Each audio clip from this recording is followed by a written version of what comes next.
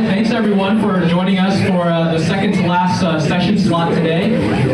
I'm excited to present this panel titled Diversifying Our State and National Historic Registers and Landmarks. When the Planning Committee formed this session, obviously we recognized that historic preservation, a lot of the panels that we saw this week had to do with grassroots advocacy and storytelling of community members and histories. But as we all know, historic preservation has a very regulatory process to it. The government and public officials guide or are supposed to listen to communities, tell them what sites are significant and historic and should be recognized, right? And so you guys might have heard a few statistics on how many sites represent Asian and Pacific Islander historic sites on the National Register or National Historic Landmark programs. We've heard anywhere from under 5% to under 3%. Program staff, Zita, actually helped me download the 99,000 Excel sheet from the National Register, and we looked at what was officially labeled as significant under Asian Americans or Pacific Islanders, and we found that it is still less than 1% of that 99,000 for the National Register. And then for the National Historic Landmarks Program, of the 3,000 sites on there, less than 30 of them, which is also less than 1%, recognize Asian Pacific Islander heritage. And so I'm very glad to introduce the panelists today. Stephanie Toothman, who cannot be here but prepared recorded remarks, was the former Associate Director in Cultural Resources Partnerships of Science at the National Park Service. And Stephanie has helped not only APIAHiP, but other underrepresented communities champion internally through the National Park Service. So we're very glad to still be in partnership with Stephanie. Then we'll follow with Chris Johnson, historian with the Preservation and Partnerships Program at the National Park Service, followed by Nicholas Vann, Washington State Office of Equity, former Deputy Historic Preservation Officer with the Department of Archaeology and Historic Preservation here in Washington State. I like to tell people that, you know, we ran the numbers again, we double checked. When Nick was in his role, we believe that he was the only Asian Pacific Islander community member within the deputy or state historic preservation role, right? And now we don't have one.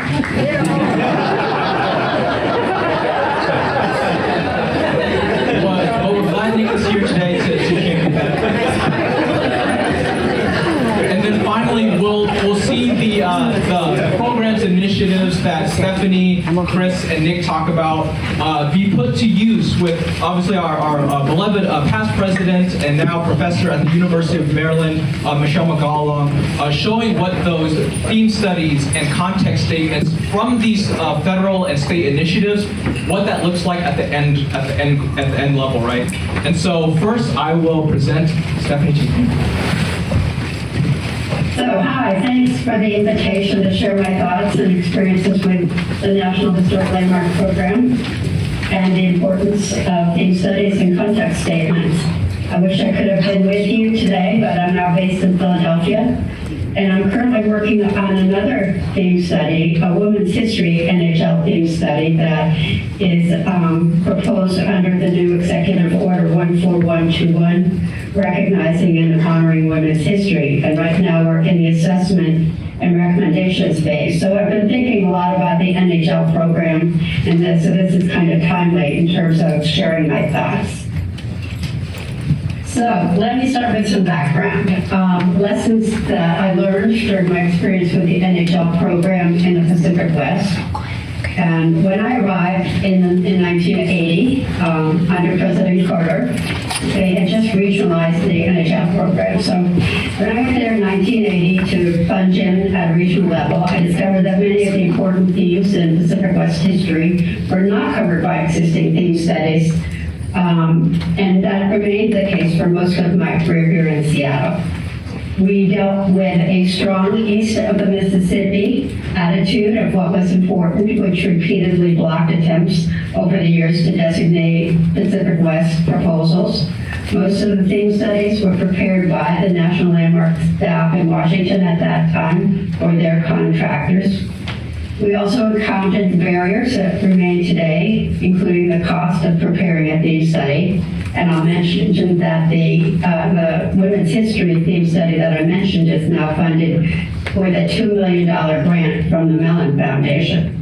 And the NHL nomination process was complicated, slow, and also costly, and still is. So figuring out workarounds to nominate without national theme studies was important to get them designated. Unfortunately, I don't have time today to share some of our workarounds, but I think we did pretty well most of the time. So why seek NHL designation? Well, there are some strategic considerations. NHL designations recognize the national significance of places and their associated stories. The designations can play an important role in honoring the contributions and diversity of American communities. NHL designation can be a pathway to future designations, such as the National Monument designated by the President or a unit of the NPS designated by Congress, authorized by Congress. The criteria for evaluating significance and integrity are essentially the same. NHL nominations can be proposed independent of government agencies and remain in private or non-federal ownership. In terms of protection and preservation, designation as an NHL provides a higher bar, at least in theory, for considering the effects of proposed federal actions and identifying alternatives for avoiding or mitigating those effects under the Advisory Council regulations for Section 106, under the National Historic Preservation Act. Under the same act, Section 110 also confers a higher level of responsibility for protecting national landmarks under federal management. All NHLs are included in the National Register of Historic Places and are thus eligible for programs requiring listing on the register, including federal grant programs such as Save America's Treasures and the underrepresented community grants and historic tax credits. I want to include in my discussion here a volume that had a lot of impact on how I view NHLs and what I think they should serve, and that's 5 Views, an ethnic historic survey for California that was published by the California SHPO in 1988. A copy was given to me by Gina DeGrawa at the time that we were trying to scam the Millennium grants to rehab the perimeter fence around Manzanar. There was about 20 feet left, but we got the money.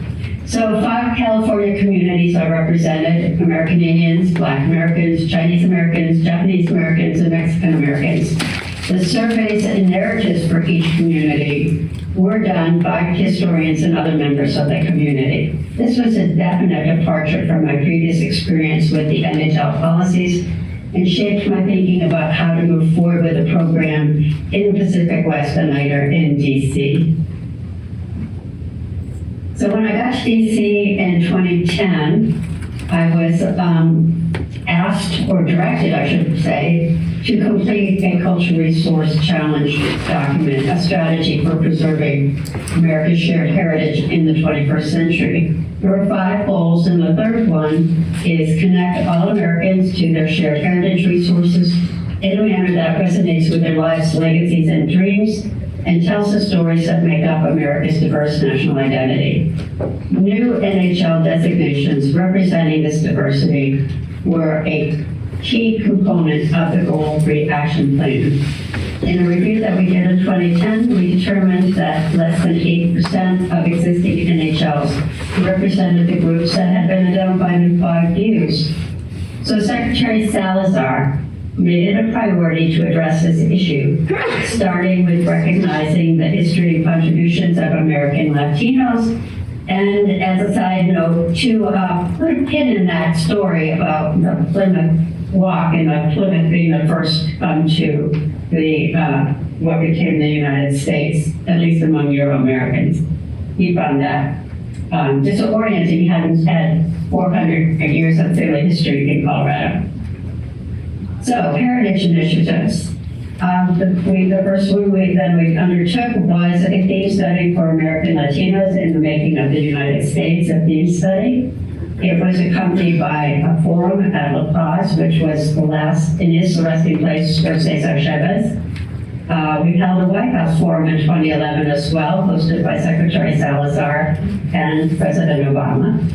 We had a scholars panel that was formed in 2011, and we had a National Park System Advisory Panel committee led by Dr. Stephen Pitty that undertook the lead for this and subsequent theme studies. And it just so happens that Dr. Pitty is the son of one of the authors of the 5 new essays. So the result of their efforts was American Latinos in the Making of the United States, with essays developed by scholars in the field from the community.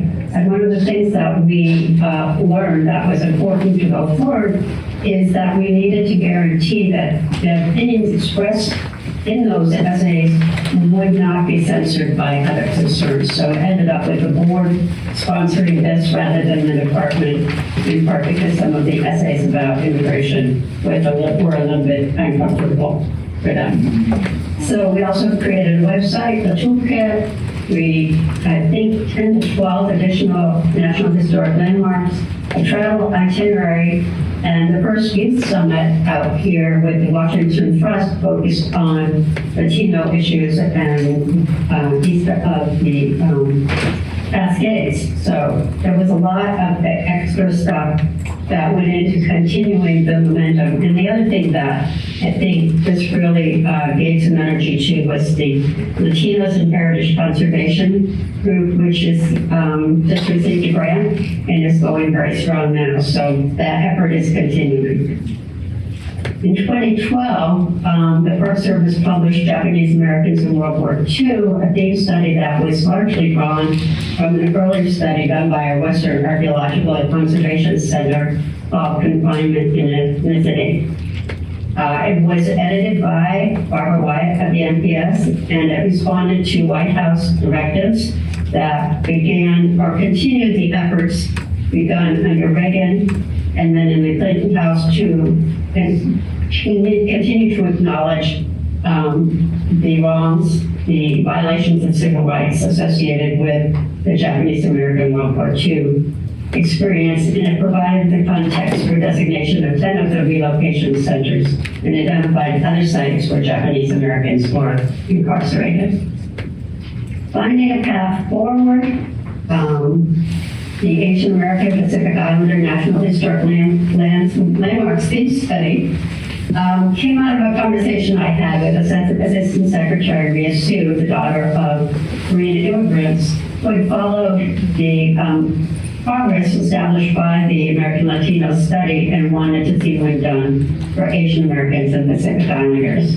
We were very fortunate to be able to recruit Dr. Franklin Odo, founding director of the Asian American program at the Smithsonian, who led the advisory group and edited the study. And as with the American Latino theme study, 16 essays were written by AAPI scholars covering the full range of the Asian American experience and Pacific Islander experience or topics associated with that. One of the things we added to that wasn't in the American Latino theme study were appendices on how to use this theme study to nominate properties, lists of potential NHLs, as well as an extensive bibliography. We also had a White House forum. We had designation of the Wingwood Museum as an NPS-affiliated site by Secretary Salazar was a direct outcome of this effort. There's a website on nps.gov. I think there's a Japanese American Confinement Program grants, which were originally authorized at $35 million and have been important in preserving sites associated with the confinement camps. But I think going forward, one of the important things that came out of this was in my discussion with Assistant Secretary Sue, I pointed out to her that most of our partners did not have the money to actually do NHL nominations or even National Register nominations, as survey funds were extremely limited. So that's where the Underrepresented Communities Grant Program came. I threw out a figure of $8 million as a starting figure for it. I got pummeled by our NPS and DOI budget chiefs, but they did relent, and the program started in 2013 with 500,000, and I think it's up to 1.25 million right now, and it has been an important source for SHPOs and their partners, in particular in other communities, to give surveys of their local surveys of underrepresented communities in their area. So I'd like to conclude, that was a very short review of some of my thoughts on to how we got to the Asian American Pacific Islander theme study. But in conclusion, I wrote these remarks when we had the convening in 2017 at Wing Luke. I did not fully understand the impact of acknowledgement through these theme studies on the communities they documented when we started. There are so many memories now associated with each theme study that brought home to me how important acknowledgement can be. When I first accompanied our regional director to discuss the nomination of 40 acres as an NHL with the Cesar Chavez Foundation, we were asked very directly why they should even talk to the National Park Service. 10 years later, I watched the celebration of the NHL led by Secretary Salazar to a very jubilant crowd. Jimmy Yamagichi was one of the leaders of the group that sought recognition and preservation of Tulu Lake for many years, was another person who I treasure my memories of, Jimmy and his wife. Well, Jimmy, as a young man, had been directed to build the jail at the camp. I sat with Jimmy and his wife, both with tears in their eyes, when the NHL committee recommended Tulu Lake for designation. On Bainbridge Island, I first heard the stories of the removal of the Bainbridge Islanders from Frank Kitamoto over the years, watched with awe the dedication of Frank and many Bainbridge Islanders to preserve that story, ultimately in partnership with the NPS. And at the dedication of Stonewall as a national monument, the excitement was palpable. And as our director read a letter from a young man who described the impact of that dedication on his life, the tears flowed freely throughout the crowd. So there are many reasons for why the theme study is important, why national landmarks can be powerful. But for me, the power of acknowledgement remains paramount and critical to creating a national narrative of our history that includes all American stories.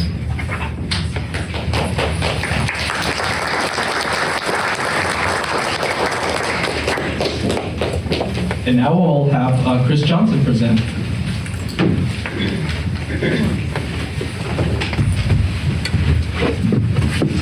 Thank you, Lee. Am I coming through? It's a little close. Okay. Yeah, well, so my name is Chris Johnson. I'm a historian with the Preservation Partnerships Program in the Pacific West Regional Office for the National Park Service. Thank you all for being here. It's a real privilege to be able to present at this conference. And so today I'm going to talk about sort of my little corner of the National Park Service. And specifically, I want to focus on the work that we're doing in the Pacific Islands over the past several years, because I think it's here where we can really see the opportunities and challenges that we're facing in trying to carry out some of the goals of the initiatives that Stephanie was outlining there. So first of all, the Preservation Partnerships Program is a name that we give, at least in our regional program here in the Pacific West, to programs in cultural resources that are primarily non-park based. So most of what I'm going to talk about is going to be work that we do with partners and property owners and local and state governments and nonprofits outside of parks to preserve and document resources, not in parks, but everywhere else. And these are a list of the programs that sort of fall under that framework. Today I'm going to focus primarily on the National Historic Landmark Program, which Stephanie talked about, as well as our role in providing technical assistance, trainings, workshops, and other kinds of projects that we do with our partners in the Pacific. And I have three areas of focus in this presentation. The first is National Historic Landmark, or NHL, nominations. The second is our role in Section 106 consultation for federal undertakings with the potential to affect NHLs. And then the third will be some examples of technical assistance programs that we've been doing in the Pacific Islands. So first off, on National Historic Landmarks, this is the API theme study from 2017 that Stephanie referenced. And this is really important for us because it gives direction to our work and allows us to prioritize, looking for designations on this topic. And so in the Pacific, this is a huge geographic area. It's like 68 million square miles or something like that. So it's like, I don't know, it's like 25 times bigger than the US. So, and these are some of the areas where, where we work in Hawaii, American Samoa, Guam, Sinai, for the Associated States of Micronesia, as well as in the continental United States where there are Pacific Islander communities. So we do both new designations as well as updates to existing nominations. And so the first example that I want to give is the recent update that we've done for Kalapapa leprosy settlement on Molokai in Hawaii. And this is an example of where there is an intersection with the park because the NHL was designated, I think, in 1979, and this was also designated as a National Historical Park the year after that in 1980. And this update was done at the request of the park. So first of all, I'll show you the picture there is of the Kalapapa Peninsula. It's a very isolated peninsula on the north coast of Molokai. It has three sides are surrounded by ocean, and then the fourth side where the picture is taken is a 3,000-foot sea cliff. And still to this day, it's only accessible by air or boat or a steep trail down that sea cliff. And in the 19th century, it was designated as the location where they would send people who were diagnosed with leprosy. So starting in 1866 up until 1969, when they finally rescinded the segregation policy, there were about 8,000 people that were sent there who lived and died there. About 90% of those were Native Hawaiians. When this was designated in 1979, it was described as significant because it represented a humanitarian measure to save the Native Hawaiian people from extinction, which is a kind of an appallingly Eurocentric and incorrect interpretation of the history. And so it was very important to kind of try to really reinterpret that. And so I can't talk about this in a lot of detail, but essentially it meant sort of recontextualizing it in the context of American expansion and empire. And also, I think more importantly, in trying to kind of bring forward the voices and stories of the patients themselves, of the people who were actually sent there, who were absent from the original nomination. And so we spent a lot of time working with the park, working with the patient community. There's still a small number of patients that still live there, and then groups that represent them, as well as a number of other academics, and everybody sort of worked together to produce this nomination that really told the story in a much different way. And so this also allows us to recognize different aspects of the resource that are significant and maybe weren't recognized before. So rather than focus only on the kind of institutional environment there, the built environment that was built by the Board of Health, we can shift the focus to look at resources like this house. This is Olivia Breitha's beach house that previously had been pretty much ignored.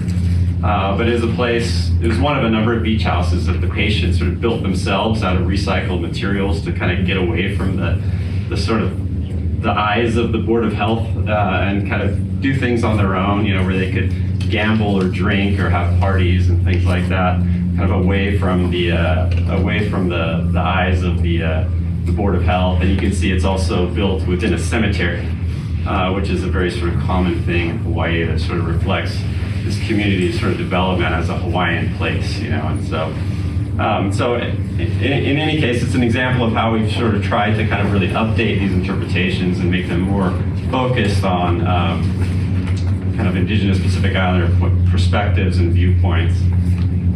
And then these are a couple examples of new nominations. The first one, the picture on the left there, is of the Menengan concentration camp on Guam. So this is a site where at the end of the Japanese occupation of Guam during World War II, just before the U.S. invaded, the Japanese military rounded up almost the entire population of Guam, the Chamorro population, and marched them to this site. And so it's part of this sort of traumatic history of the Chamorro during World War II. but it's also a very meaningful place for everybody that sort of illustrates their sort of persistence against adversity, and something that really is sort of part of the memory of the Chamorro people about World War II that still has a lot of powerful meaning today. So this is the first National Historic Landmark on Guam, and it's sort of gratifying that it's something that's really deeply significant to the Chamorro people, rather than, all the other NHLs in the Pacific outside of Hawaii are all U.S. military sites. The second one here is a laddie quarry site in Rhoda, which again is it's an archaeological site associated with the ancient Chamorro settlement. I won't go into too much detail, but again, it's really significant because it's the first site in the Marianas that is really directly associated with the ancient Chamorro society and not World War II. So. The second area that I want to talk about is Section 106, and so as many of you probably know, that the National Historic Preservation Act does not really mandate preservation for sites that are listed in the National Register or for NHLs. However, it does provide for federal undertakings that could potentially affect historic resources. The agencies must take into account those effects, and so that provides some vehicle for ensuring that these places are preserved. For National Historic Landmarks, there are some special considerations that allow for a little bit of additional protection. And so one of which is that the National Park Service then usually becomes involved in consultation. And secondly, there's language in there that says that to the maximum extent possible, federal agencies must undertake planning and actions that will minimize harm to any National Historic Landmark. And so this gives us a little bit more pressure on agencies to preserve historic resources. Example of where this was beneficial is on the island of Tinian in the Mariana Islands, where the DoD had planned a series of training projects there, including installing live fire ranges, maneuver areas, and a number of things that were going to cause a large impact to this site. And this is Northfield on Tinian, which was the airfield from which the Enola Gay and Boxcar took off to on their bombing missions to Hiroshima and Nagasaki. But in the course of this consultation, the National Park Service was asked to do a really in-depth study to look at the significance. Okay, and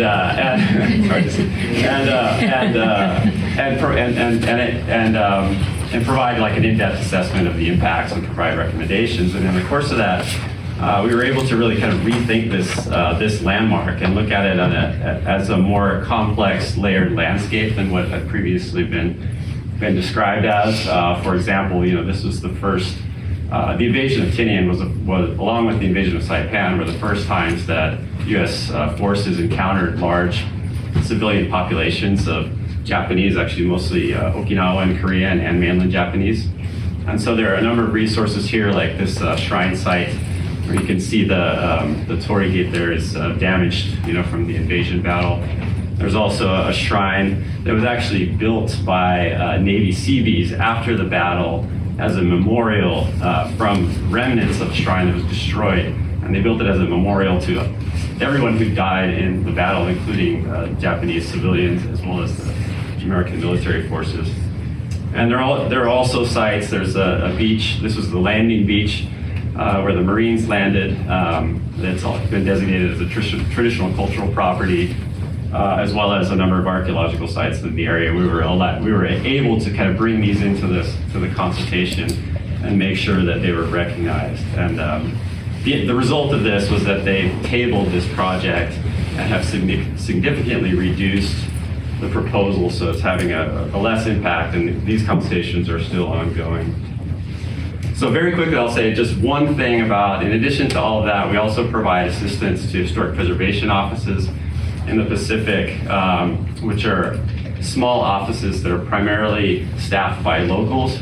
And so we go out there to provide archaeological training and provide opportunities for them all to get together to discuss issues that a lot of these offices have in common, And these are really great opportunities for them to get together, but also for us to learn and kind of have a better understanding of what these communities really need. I wish I could talk more about it, but I'm happy to answer questions because I know I'm out of time here. But you can see we did these in Pohnpei and we did these on Tinian. And then just as very quickly, some of the challenges, I think, like if anyone was here for Desun's presentation, I think it was a great illustration of some of the issues in the Pacific, but I think that the biggest thing that I want to talk about as far as challenges is just the ways in which our work is so structured by regulatory constraints and certain processes and criteria that were not really designed for Pacific Islanders and the way in which Pacific Islanders value the landscape. And so we're always sort of struggling against these and trying to be creative to sort of fit their needs kind of within these structures that weren't made for them. And I think that's kind of the biggest challenge that we still face.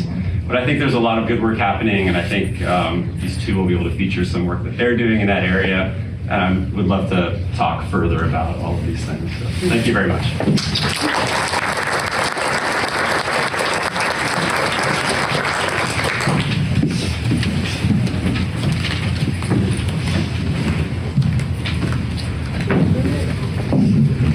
And now we'll have Nicholas Vann.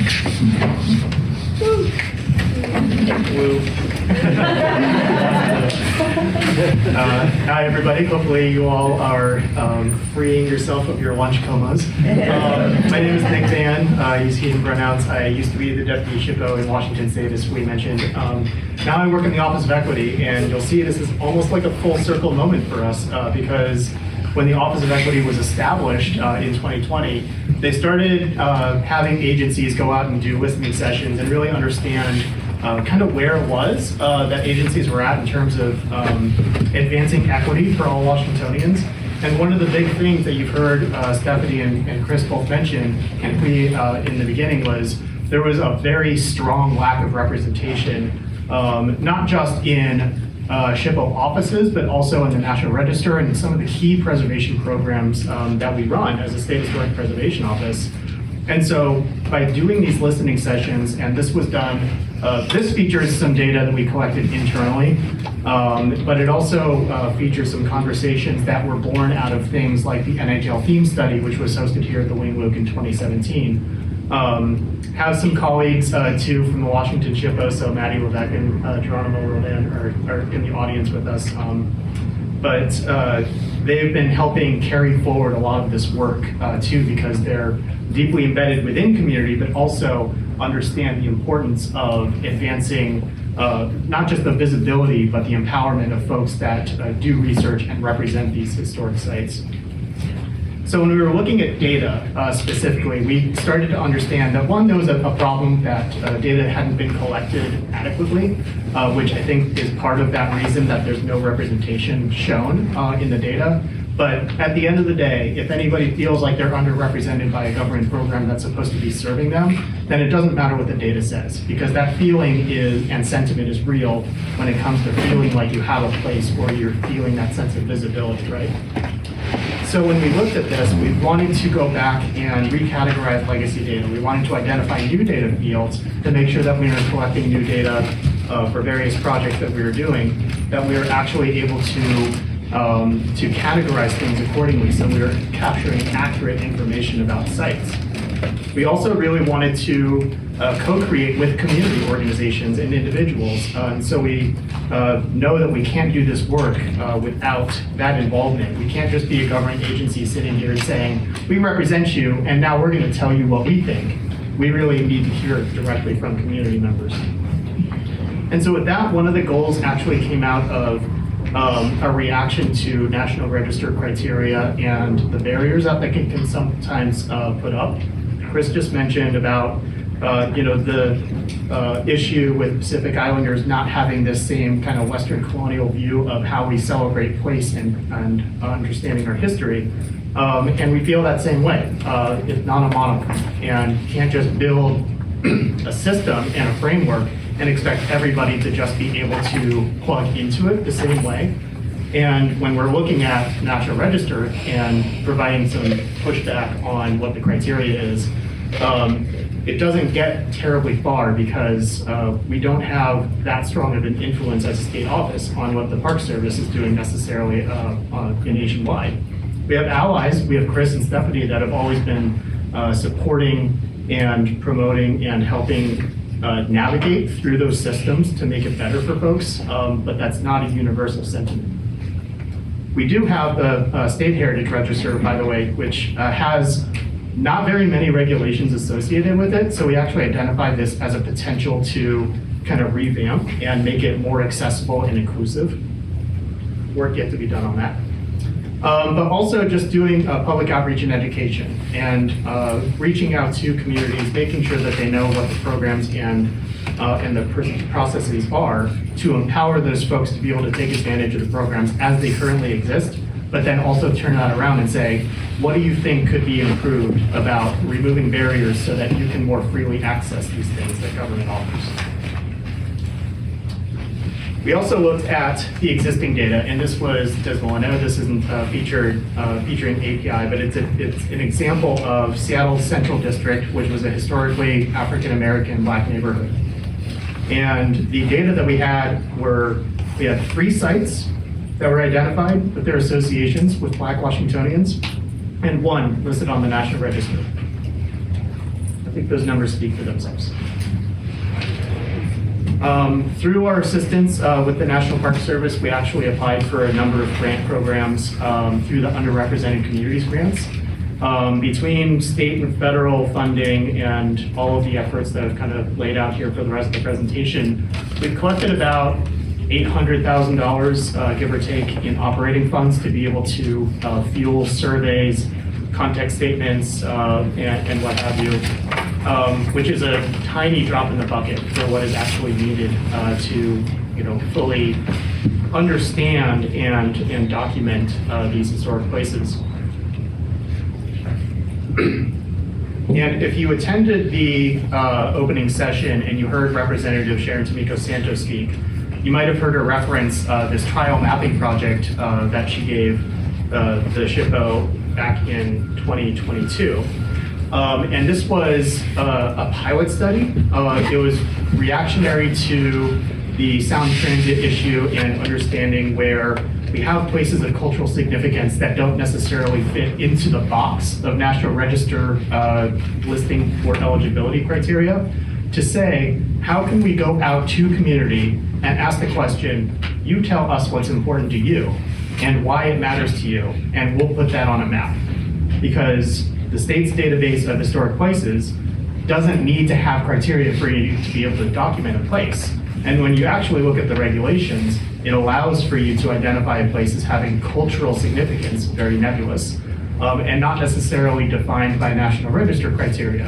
And so when we set out on this project, we really established the standard of working with community organizations, working directly with the LGBTQ Commission and their interns, working directly with the Black Heritage Society, working directly with the WIGLUC, identifying places of significance without any criteria whatsoever, other than you tell us what's important and tell us why. Just an example of the survey form that was created. We tried to make it fairly accessible. It's pretty easy. You can, I think, written in plain language, pretty easy to digest and understand. And what we found from this was we started getting hundreds of places documented, specifically with our friends at the LGBTQ Commission, but it led to further things, right? We used this as a basis for applying for, thanks to Maddie, for an LGBTQIA+ grant through the Underrepresented Communities program, which is currently underway.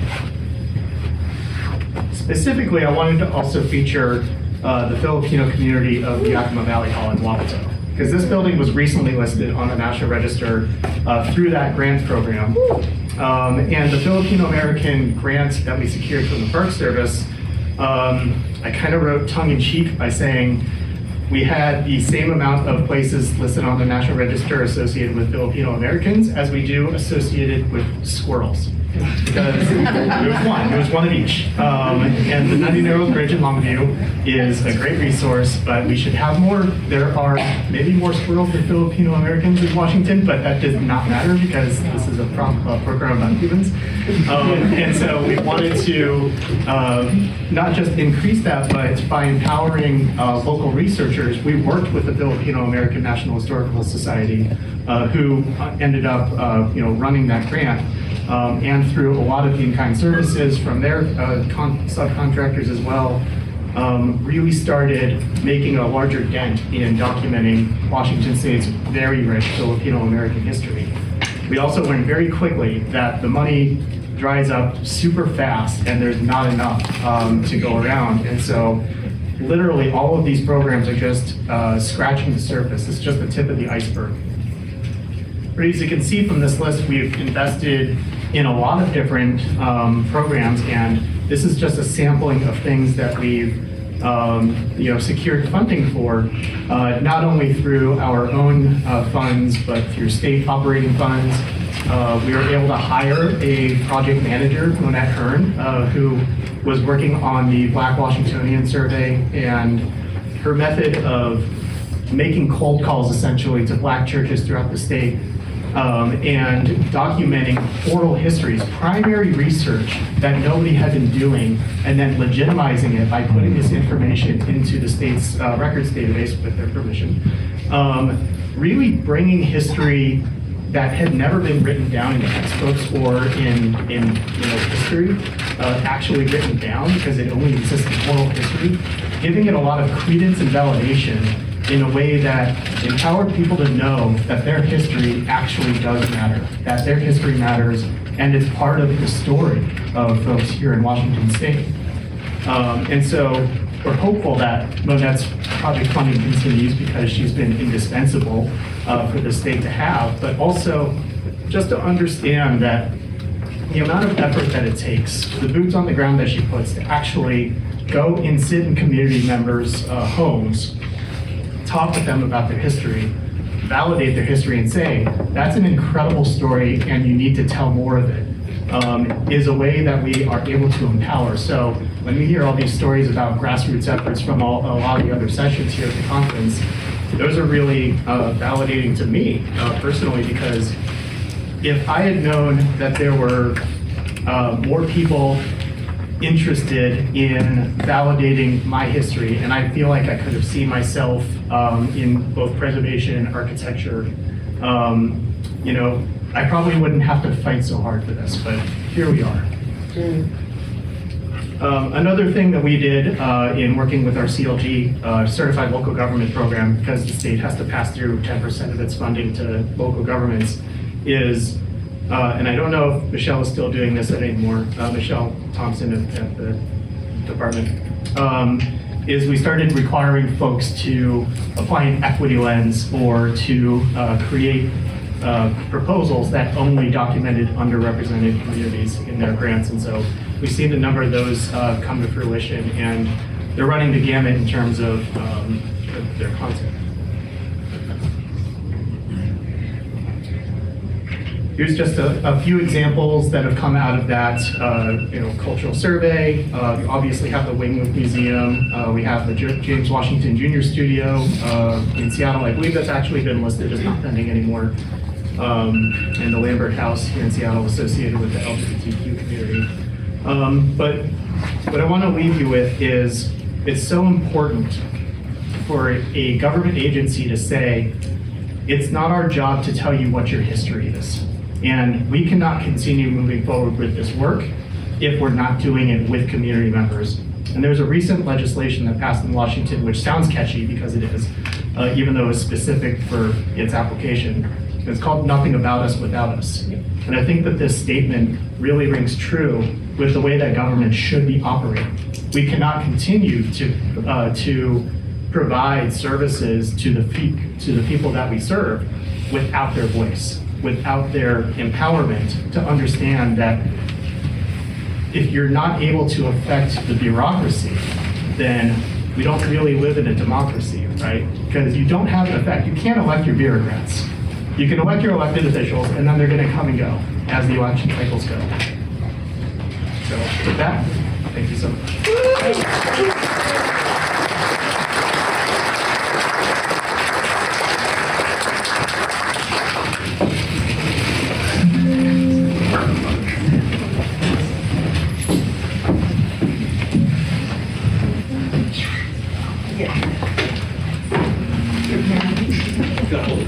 Hello.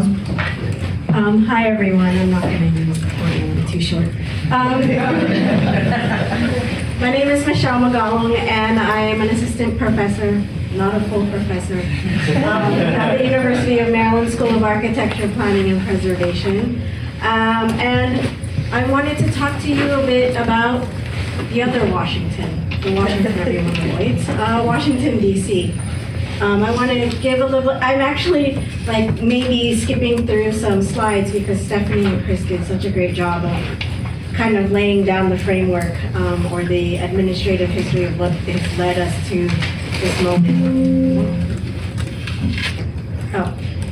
But I like to do this exercise, some of you may be familiar with it, but I wanted just to have a show of hands. How many of you have seen this plaque? I mean, it's kind of rhetorical. But I will ask, where have you seen it? Like, name it out. Little Tokyo. There's about 3 sites that have it. Anywhere else? The historic prison in Boise. Anyone else? In Spokane. So, I feel like this is like a unfair advantage. And then I asked this question: where have you seen? Where have you seen a plaque that's associated with Black, Indigenous, people of color, women, or LGBT folks? And name them out. That's tough. Savannah, Georgia. Where else? Savannah, Georgia. And so you can see here at the top of this that Little Tokyo has a plaque. But it's funny is I would always tell my students when I would take them on a scavenger hunt in Little Tokyo, find the plaque. And they would always lose. I would offer them like donuts and coffee and they would never find the plaque. And ironically, I take them on a tour and show them the plaque and they're not listening. I mean, typical. But, you know, what's interesting, and I tell my students, this is harder to find than playing Pokemon Go. You know, you can find more Pokemon than you can find of these plaques. And so it's something that drives me. This plaque is what often inspires me for folks to think about these places. How many places are associated? We has given some numbers. I think on the National Register, it's over 90. It's over 1,500,000 listings on the National Register, according to the Advisory Council on Historic Preservation. And so while our numbers have slightly moved the marker, it's still not keeping to the pace of the National Register's work. And so I just offer some other places that may have this plaque. Some of you are from Angel Island. I know Ed is here. The Japanese YWCA, which is on the National Register. Hanford, that has been seeking NHL nomination, I think, for the last 20 years. And they actually had a fire a few years ago. And they're still recovering from that.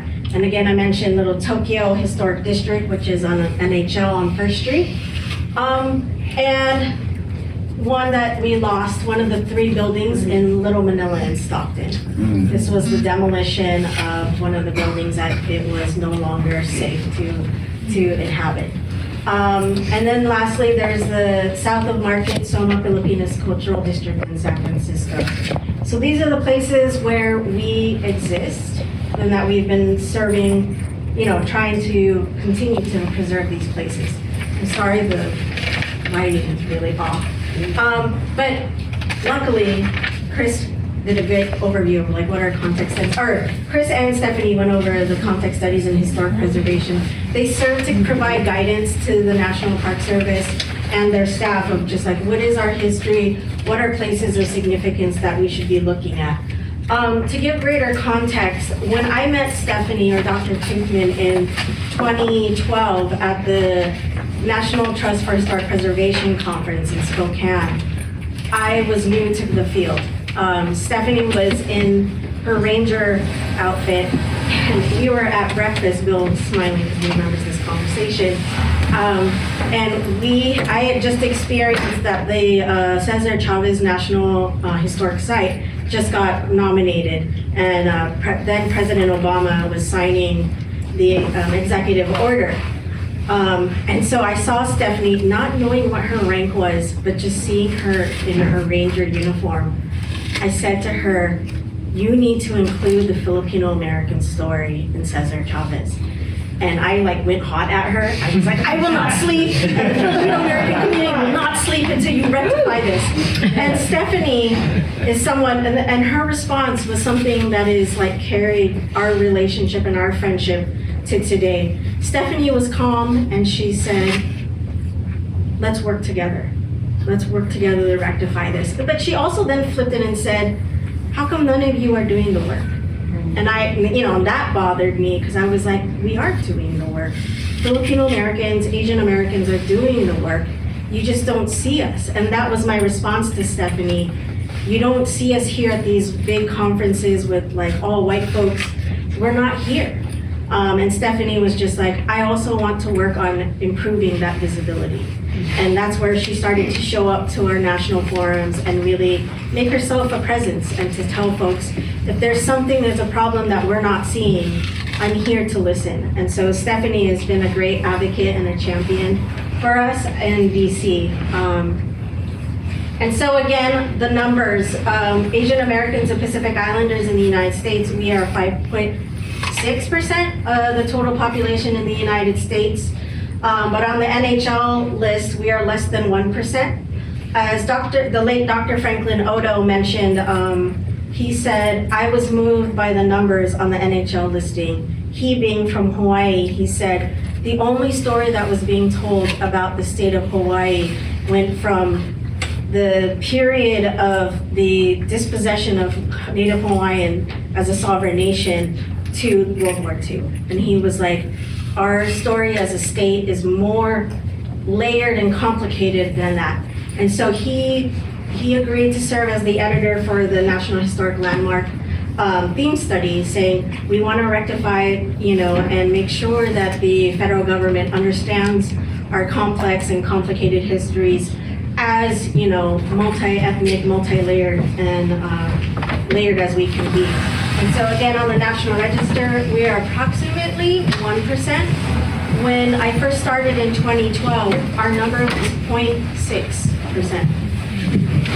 It has moved a little bit, but it was for me, that's something that really drove me to think about what is my commitment, what is my value system in the field. My value system is I want to see this number increase.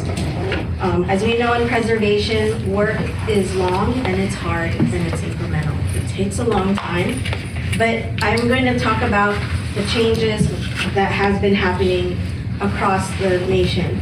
And so again, you can scan the QR code. This is to the link to the National Park Service AAPI theme study that has been mentioned. You'll see the different 16 chapters. And what is a theme study? What is a context statement? That was something that was often brought up to my attention of can you teach this? During the time of COVID, I was on Zoom repeatedly teaching this class.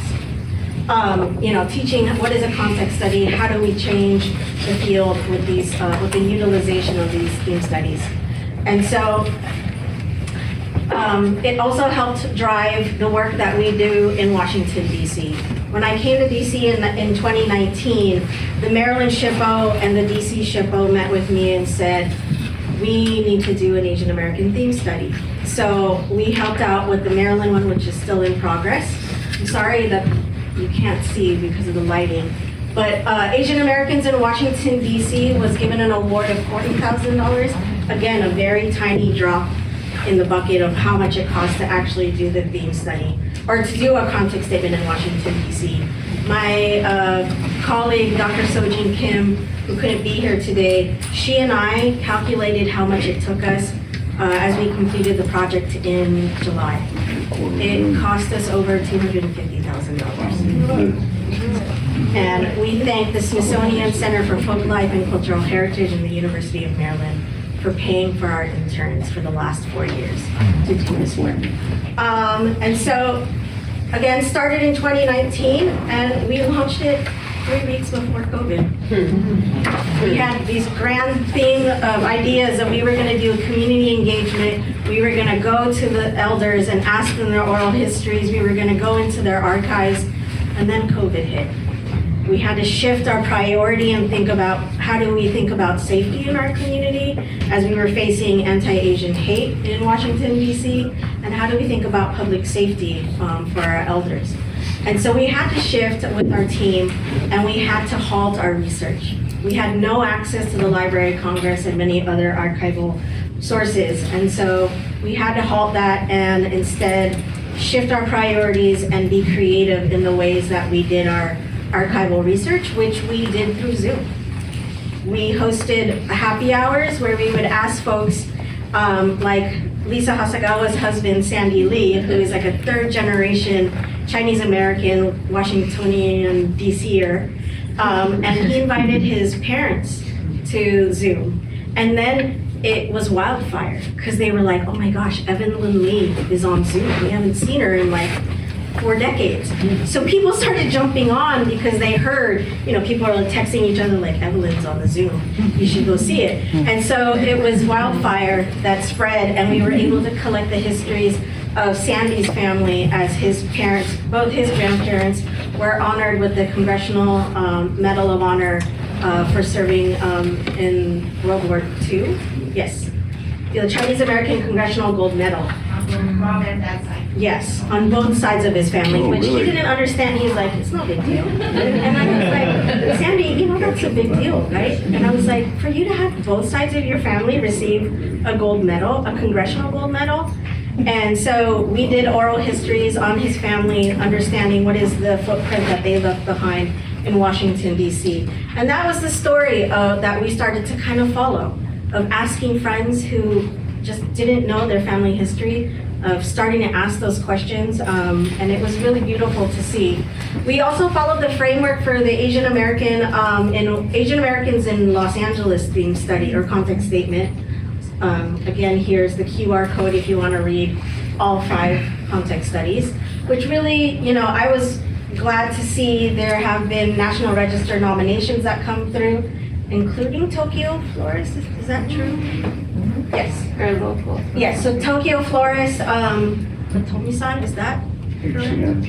They're local nominations. It's landmark, it's just local. HCM so far. It's HCM, it's local landmark, not city, or not federally. Give it some The Bank of time. America in Chinatown and Hongsadan, a Korean American site near USC.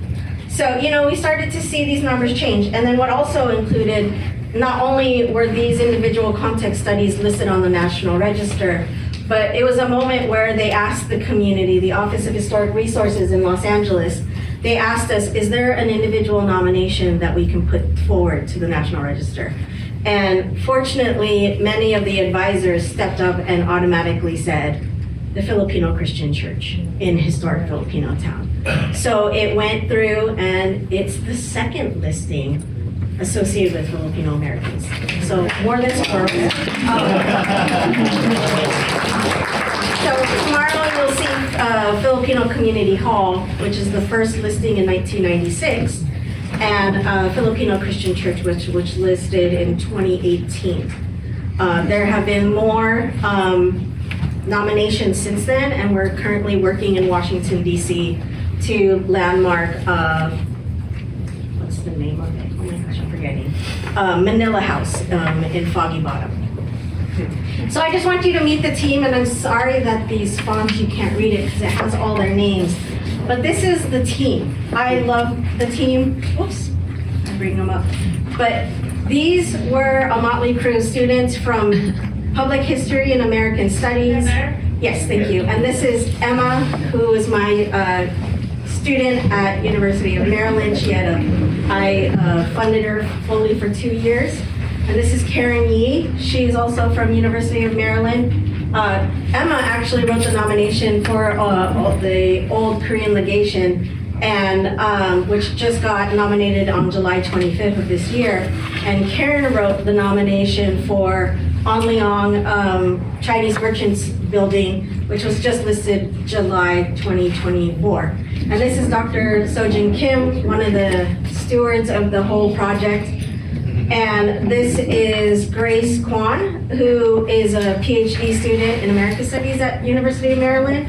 And this is Claudia Da Vinci, Public History, American University, and I can't remember her name, I'm so sorry. This is Wei Gan. Sorry, I can't read it. Well, it's Ming Chu Yi. She's in Santa Barbara now. But, and then she was in Public History, and Wei Gan, who's a doctoral student in anthropology at Princeton. We had an amazing team. I mean, we were stacked. And many of them were funded again by the Smithsonian or the University of Maryland, fully funded for 2 years. And this is where we were able to account for our budget of $250,000. And, you know, versus Sojin and I did it as an act of love, and we did it for free. So this is what it looks like for us to do the work. Meet the teams, meet the people writing that story. As Chris and Nick were mentioning, when you go to the community, don't assume we are not doing anything. We're probably in the archives, you know, we're probably in the community doing the work. But, you know, many of us don't know what historic preservation is, right? Or don't understand the big language that comes out of the National Park Service. And so it's important to not make that assumption that we don't exist, that our histories don't exist, and that we're willing and able to do the work. I just want to do real quickly, we did a social media platform. We're on Instagram. Students were writing these posts. You can scan us on here. And so that's what it looked like. We were engaging, again, with like Sandy Lee's family. And we did the mapping of just trying to show the public that Chinatown is not the only place we existed, right? Like, understand the history of Chinatown and understand the history and the footprint of Chinese Americans in DC and Korean Americans in Washington, DC. And so this was a beautiful compilation that we did of all the different sites that have potential for nomination that we brought to the DC SHPO. And then we also have hosted symposiums in Chinatown. And also in seeing what is our reach, we just launched, or not we, I don't want to include myself.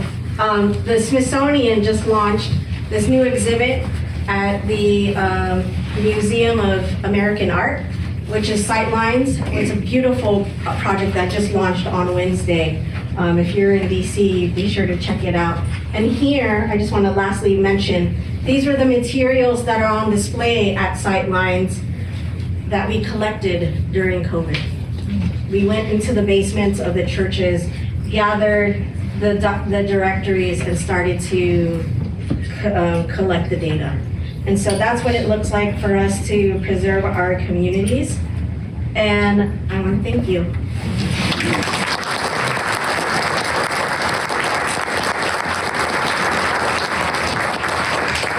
Thank you to our speakers. So before we open up the Q&A, I just wanted to round it out, bringing it back to how it relates to the work that APIAHiP is doing. And so the underrepresented communities grant that Stephanie Toothman championed nearly a decade ago, where she requested $8 million, got pummeled down to half a million, and now is at a steady level in $1.25 million. This year, we're excited to announce that APIAHiP got awarded to do a research and nomination of Chinese exclusion sites in Washington State, directed by the Washington State Historic Preservation Office under the Underrepresented Communities Grant. So we're excited to carry on that work starting right on the floor. And on a kind of more fun and accessible route, we're also launching a book club on the Path Forward National Historic Landmark API theme study, where we're going to cover those 16 chapters virtually online. So if you guys want to read through that big document so that it doesn't collect dust on a SHPO or NPS office, join us when that book club launches. And so now we'll open it up to questions to our panel.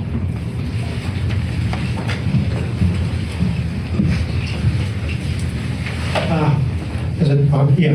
Hi, I'm Damien Picciotto with the Colorado SHPO's office, SHPO.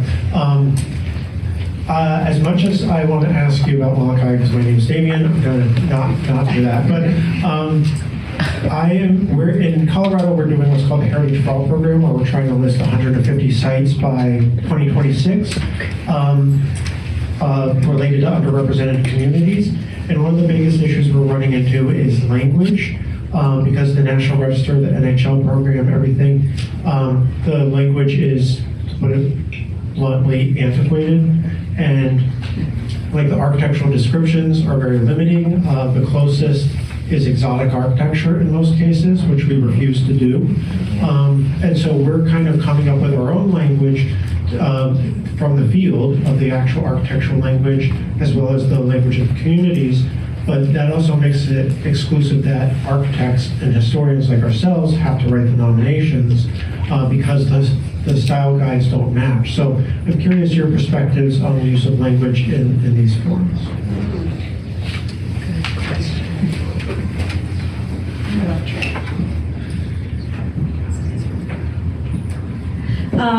So I mentioned the old Korean legation. Emma is an adoptee, so she's not familiar with the Korean language, but she was given a stack of documents, and the staff said, here, and she was like, how am I going to read this? So she took her phone, downloaded the Google Translate, and scanned every page. And, you know, she had to double check with Korean language scholars to make sure it was all right. And so when she wrote the nomination, the SHPO was ready to have it be reviewed, and the owners, which is the Korean government, redacted their own nomination. We had spent 6 months getting owner consent, and then in the last minute they withdrew. It was like the team was like, what just happened? We don't know what happened. We got feedback later on that the Korean government was not happy with the language that was written. And we were like, but that's not our fault. I mean, we're not going to blame Google Translate, but we were like, but if that's what your documents say, and that's what you're handing to the public as research, how, you know, so there was like translation, there's a loss in translation. And so, you know, really it had to be someone stepping up to demystify the interpretations of like how the nomination was going to go and what were the implications for the property owners. And so I think really it takes folks, and we had to bring in our Korean speaking team to really finesse that conversation, right? Or just like, this is what this means, this is its implications. And so really it takes the community who is very well versed in preservation, and that's something that we experienced in Hongsadon in Los Angeles, where we were kind of cringing during the nomination process because the translator for the city of LA was translating very loosely and not using preservation terms. And so there was like this huge like loss in translation. So I think it's important, there's key to having these language interpreters who are cognizant about preservation. And that's, I know, a tall order, but oftentimes it's necessary. There are scholars, and I look to Tej Paul, who has been doing work on Sikh American history in Colorado, who spent a part of his doctoral studies learning Urdu in another university in the Midwest or in Canada. You know, so really to respect the scholars that are going out there to learn different languages to help do that translation work. Yeah, and so thank you, Damon, with Magalong SHPO being here as well. It's not just about nominations, right, but also about amending some of the nominations that we already have listed. So earlier this summer, Colorado amended 3 of their sites to include Asian American history that just wasn't recognized. So I believe there was this beautiful brick nursing building that didn't recognize that there were Japanese nurses as early as the 1900s there. So it's going back at those existing nominations and adding our history and not just the architectural significance. It's also key. The question I want to ask you guys is, it's been said in a lot of communities as we pass, going in the past, that a lot of communities don't want to let people know, the public knows that sacred places, like Native Americans are really good at that when we run with Native Americans. I want to know, have you encountered this pushback in the various communities to tell the stories that they don't want to let the public to know? You want Stephanie to answer this one? I'm just kidding. Yes. All right, a little more. Yes, because there is a real generational trauma that can occur, especially with the more difficult histories. And I remember a story that Monette was telling me about how she had met with some folks in Longview, Washington, and they had owned this apartment building that was burned down by the Ku Klux Klan. And they still, and it's a vacant lot now. And so they still, like, every time they pass by that, they think about it. They think about that history. And it was in the newspaper, like, you know, structure burns down, blah, blah, blah. And it's a painful mark on the history that nobody wants to talk about because it is so painful, it's so raw, and it was never acknowledged. And so there hasn't ever been that healing. And I think if you don't have that healing, you can't acknowledge that these really violent acts have happened, that you can't fully acknowledge or just expect to say, oh, we want to recognize your history and will you list this place on the National Register now? People will probably just be like, hell no. Like, no, that's too painful for me. And so you have to go in with a little bit of cultural humility as well to understand that ultimately, if you're really turning that into the community's empowerment to say, you can tell us what you think matters to you as well, but you also have the power to tell us that you don't want us to necessarily tell that story. And if there's a different way that you can embrace those community members and say that there's a different way to tell this story, it doesn't have to be with the National Register, it doesn't have to be through a formalized historic preservation program, but there's so many different ways to tell that story. Sorry, I just wanted to respond to Hui's remark about the amendments to the National Register. When I talk about less than 1% of the listings on the National Register, one of the key issues, the National Park Service knows this, is that their database is old. Yes. Right? So if you look up America Samoa, there is a girls' school that's listed on the National Register.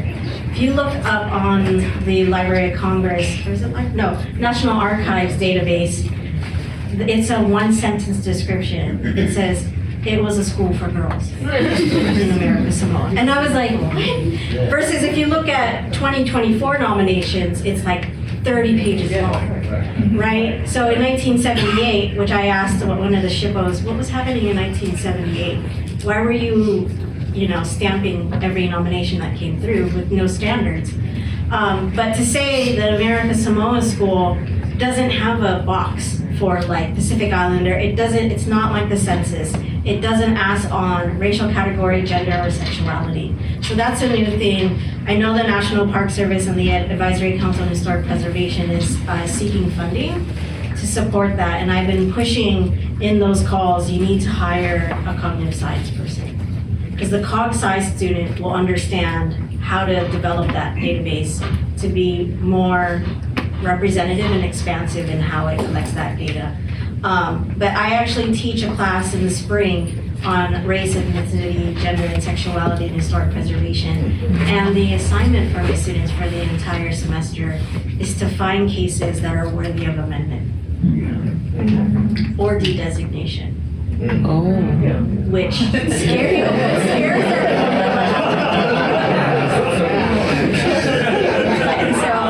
So it's a moment for the students to understand everything is open to amendment.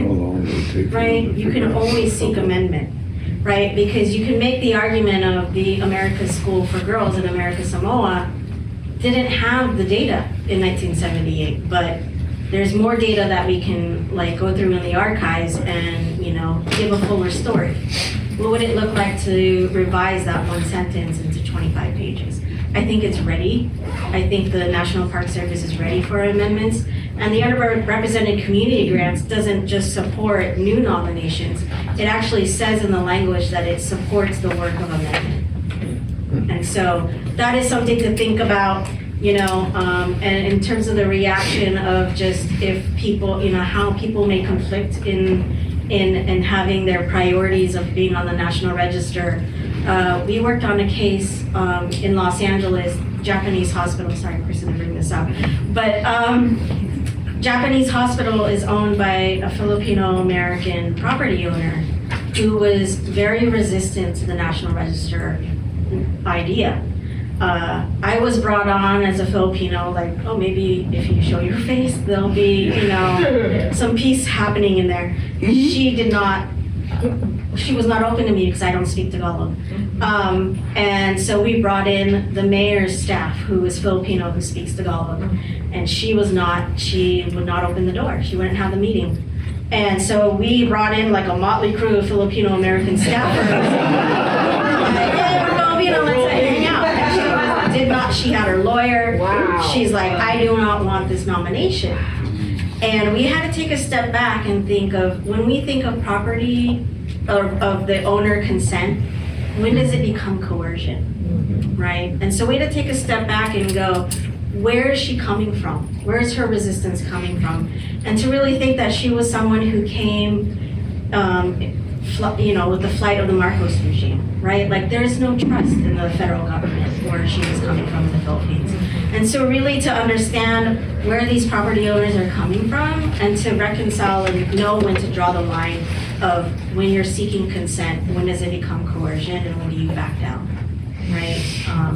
We often say in preservation, you wait for the owners to die, but really, respectfully, like how do you do it so you don't forcefully place your own priorities as a preservationist onto the community, right? Close us out, Chris. Well, maybe I could like try to tie some of that together because I think that question about protected information is really important. And we encounter that, you know, all the time in many different situations, and there's many different reasons I think for that. And I'll give like just an example of something interesting from the Pacific Islands that I've encountered, especially way out in the Pacific in Micronesia. These places that are freely associated states that are actually sovereign nations, but have this compact of free association with the United States, meaning it's like a financial assistance agreement where they get funding and certain things from the U.S. in exchange for giving exclusive U.S. use of their islands for defense, right? So it's a devil's bargain, the legacy of colonialism, all of this stuff. But you know, we fund their offices, their historic preservation offices. They're the Historic Preservation Fund, which is managed by the Park Service. But especially in Micronesia, they don't really use the National Register. There are National Register list sites out there, and there are a couple of NHLs. And there's been changes, you know, since the 1980s, where it's kind of questionable to what extent they apply. But in any case, they have their own system. They have their own local registers and their own local processes, which are different and adapted to more to their kind of the island needs there. And so a lot of the information, a lot of the sites that are important to them are sites that you don't reveal the location, you don't reveal the knowledge about the site. I mean, if you hear them talking on Pohnpei, it's like if you're you know, somebody who knows about, you know, medicinal plants, you don't, as soon as you tell someone, it's like you die, right? You know, that's what they say. It's supposed to go through the daughters and mothers and daughters, and so it's very complicated, but it's also really important for them to protect these locations and this knowledge and these and to continue to pass it down. So they're using these local registers as a way to do that, but they have to have all of these protocols in place to make sure that the information is shared in an appropriate manner. And so actually their registers are very, in some ways they're more advanced than a lot of the things that we have here on the mainland, because they have like criteria for intangible cultural, you know, knowledge and things like that. They have a panel of elders that review these these designations and kind of decide what information can be public, what can't be, and make sure that everything's correct. And so it's really interesting out there how they've kind of managed to deal with that, I think, in ways that are more creative. And I think we can learn a lot here from what they've been doing in Palau and Pohnpei and Chuk and Yap, all these places where they're trying to find ways to balance sort of their needs and their cultural protocols with these kind of modern overlay processes that they can't ignore it. They have to use it, and so they sort of selectively adapt it for their own purposes. So I'll say that. There's many, I would love to respond to more of the questions. All right, let's thank our panelists.